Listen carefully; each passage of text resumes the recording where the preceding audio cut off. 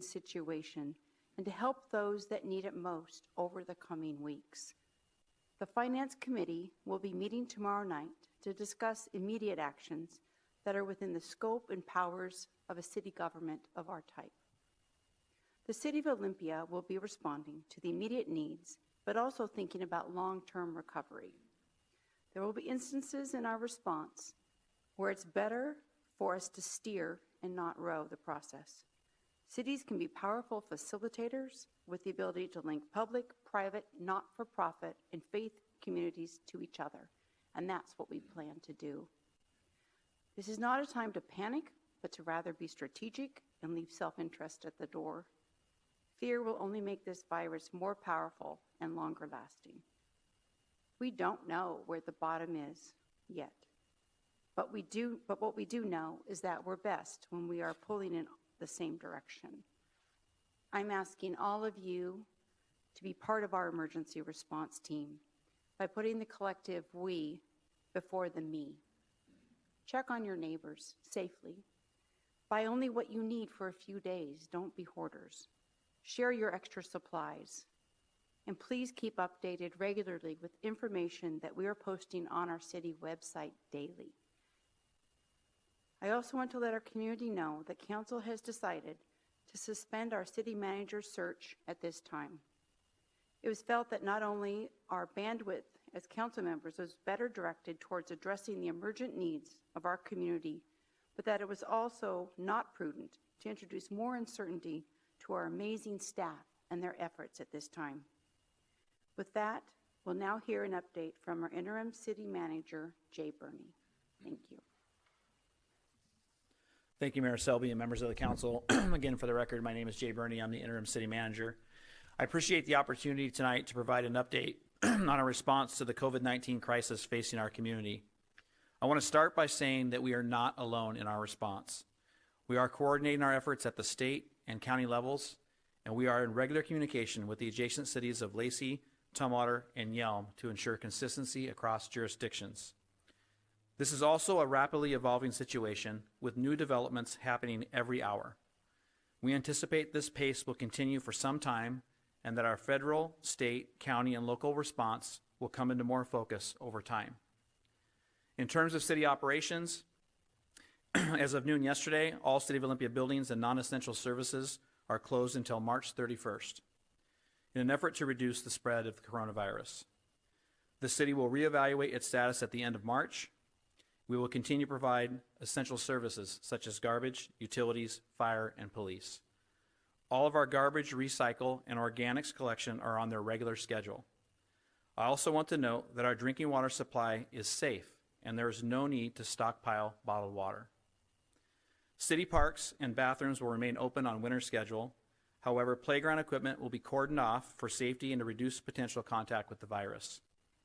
Our homeless services will continue, and we are taking steps to provide alternative shelter for members of our houseless community with severe health concerns who might be at significant risk.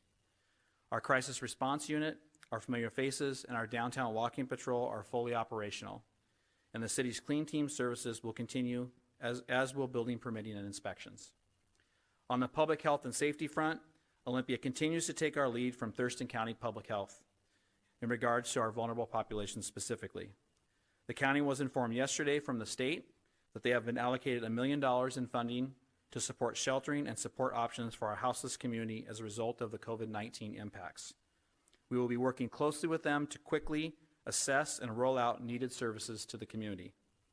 We have secured a block of hotel rooms for individuals at our mitigation site with severe underlying health issues to protect them. Additional resources like this are being considered and evaluated. I want to extend our thanks to county health staff. We appreciate their efforts to keep us informed and move interventions forward quickly. In addition, the city is joining regional partners to address the economic impacts of COVID-19. As the mayor mentioned, tomorrow night at the council's finance committee meeting, we will be discussing strategies to both ensure city services and functions continue without interruption and to assist small businesses and employees affected by the closure of bars, restaurants, and other businesses. We know that United Way and the Community Foundation of South Sound have launched a new funding campaign to assist those affected by COVID-19 crisis, and we'll be talking about supporting that effort tomorrow. We will also discuss further actions needed at the state level. Next week, staff will bring forward a recommendation to council to forego any utility shutoffs during this time of emergency. Although the formal action will come next week, we have already begun to implement. In closing, I want to thank our community, city staff, and the council for their calm and courage during these challenging times. It will continue to take all of us working together to maintain and protect this city that all of us love and call home. Thank you. Thank you. So we have one business item tonight that we already have spoken to, and that is to look at approving an ordinance declaring a public health emergency related to COVID-19 on first and final reading. Before we bring forward a motion, I will open up the dais to anyone that would like to speak to the ordinance. Start with Councilmember Parshely, followed by Councilmember Rollins.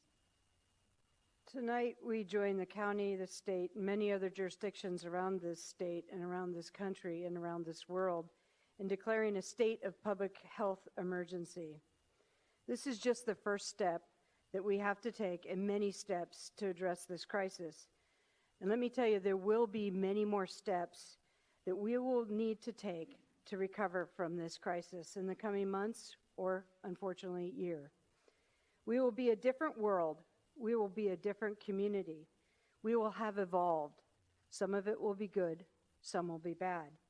But I can't help but wonder what the good will look like, because we will be forced as a community and as a country and as a world to confront this fear and to make changes that might actually carry beyond this crisis into a new world that looks different and better and fairer. So I'm optimistic. And I would like to end with a couple things. Be kind to yourself, be kind to your neighbors, be kind to your community. This we got. I'm going to plagiarize our interim city manager. We got this. The city's on it. The staff has been working phenomenally. It's just impressive what they have done. I have total trust in what they can do for us to bring us through this crisis. The 7 of us will be stepping up and helping in any way we can to provide prioritization and policy changes required to get us through this crisis. We got this. Be kind to yourself. Thank you. Councilmember Rollins? Thank you. And thank you, Jay Burney, for all the work that you're doing. This is really, I have confidence in you and in the communication that's happening with the partners. And that's a wonderful thing to be able to say.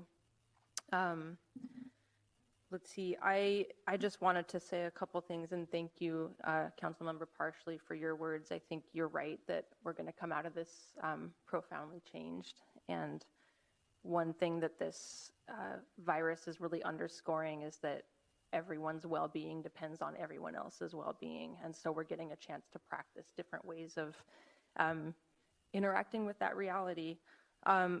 The takeaway that I have learned in emergency management courses that I've been able to do is go slow to go fast. And I wanted to let the community know that that's just a really solid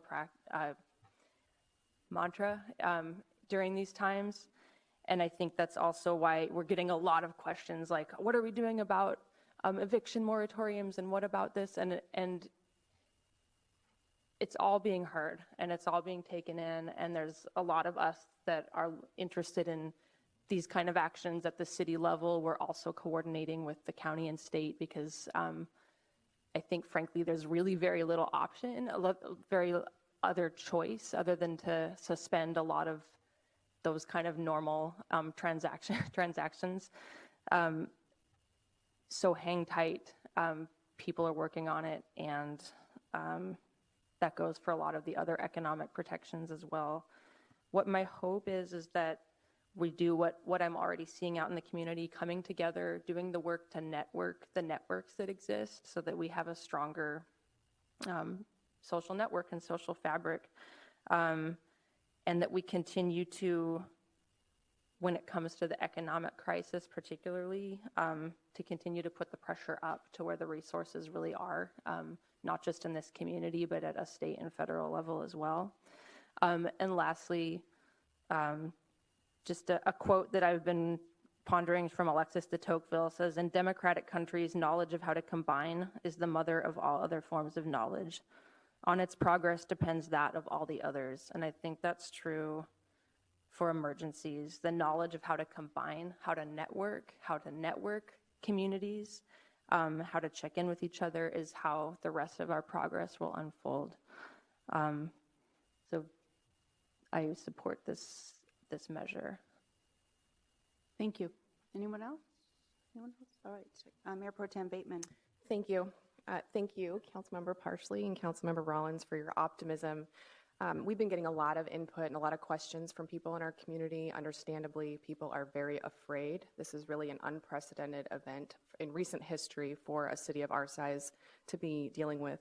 And the public health and economic impacts of this pandemic will be long-lasting, and we don't know what that's going to look like yet.